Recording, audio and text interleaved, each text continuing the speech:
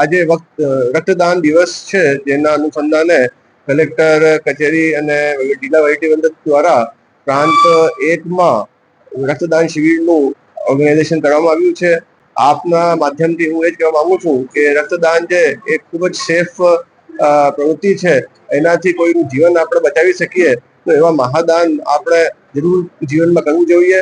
દરેક 3 મહિના પછી આપણે રક્તદાન કરી શકીએ છીએ. એનાથી બીજા કોઈ આડઅસર કોઈ મેડિકલી હોતા નથી.